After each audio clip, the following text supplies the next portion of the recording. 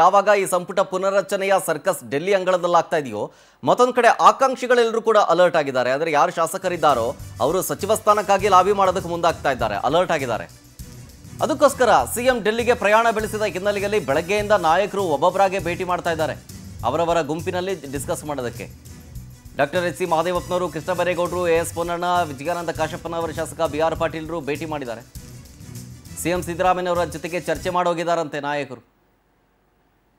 ಅಂದರೆ ಒಂದಷ್ಟು ಜನ ಸಚಿವರು ತಮ್ಮ ಸಚಿವ ಸ್ಥಾನವನ್ನು ಉಳಿಸ್ಕೊಳ್ಳೋಕ್ಕೆ, ಒಂದಷ್ಟು ಜನ ಶಾಸಕರು ಸಂಪುಟ ಪುನರ್ರಚನೆ ಆಗೋದೇ ಆದರೆ ನೀವು ಎಲ್ಲ ಸಚಿವ ಖಾತೆಗಳನ್ನು ಚೇಂಜ್ ಮಾಡೋದಾದರೆ ನಮಗೂ ಒಂದು ಖಾತೆ ಕೊಡಿ, ನಾವು ಕೂಡ ಆಕಾಂಕ್ಷಿಗಳಿದ್ದೀವಿ, ನಾವು ಪಕ್ಷಕ್ಕಾಗಿ ನಿಷ್ಠೆಯಿಂದ ದುಡಿದಿದ್ದೀವಿ, 2-3 ಬಾರಿ ಗೆದ್ದು ಬಂದಿದ್ದೀವಿ ಒಂದೇ ಕ್ಷೇತ್ರದಿಂದ, ನಮಗೆ ಸಚಿವ ಸ್ಥಾನ ಸಿಕ್ಕಿಲ್ಲ, ದಯವಿಟ್ಟು ಕೊಡಿ ಅನ್ನೋ ನಿಟ್ಟಿನಲ್ಲಿ ಲಾಬಿ ಮಾಡ್ತಾ ಇರೋದು ಒಂದು ಕಡೆ. ಇಲ್ಲಿ ರಾಜ್ಯದ ಮಟ್ಟದಲ್ಲಿ ಸಿದ್ದರಾಮಯ್ಯನವರನ್ನ ಅಥವಾ DK ಶಿವಕುಮಾರ್ ಅವರನ್ನ ಒತ್ತಡ ಇರೋ ತಂತ್ರ, ಅದರ ಜೊತೆಗೆ ಹೈ ಲೆವೆಲ್ ಕಾಂಟ್ಯಾಕ್ಟ್ ಇಟ್ಕೊಂಡಿರೋ, ಅಂದರೆ ಹೈಕಮಾಂಡ್ ಜೊತೆಗೆ ನಿಕಟ ಸಂಪರ್ಕ ಇಟ್ಕೊಂಡಿರೋರು ಅವರಾಗೆ ಅವರೇ ಖುದ್ದಾಗಿ ದೆಹಲಿ ಭೇಟಿ ಮಾಡಿ ಅಲ್ಲಿ ವರಿಷ್ಠರನ್ನ ಭೇಟಿಯಾಗಿ ತಮಗೆ ಸಚಿವ ಸ್ಥಾನ ಕೊಡಿಸುವಂತೆ ಅಥವಾ ತಮ್ಮ ಸಚಿವ ಸ್ಥಾನವನ್ನು ಉಳಿಸುವಂತೆ ಲಾಬಿ ಮೇಲೆ ಲಾಬಿ ಮಾಡ್ತಾ ಇದ್ದಾರೆ.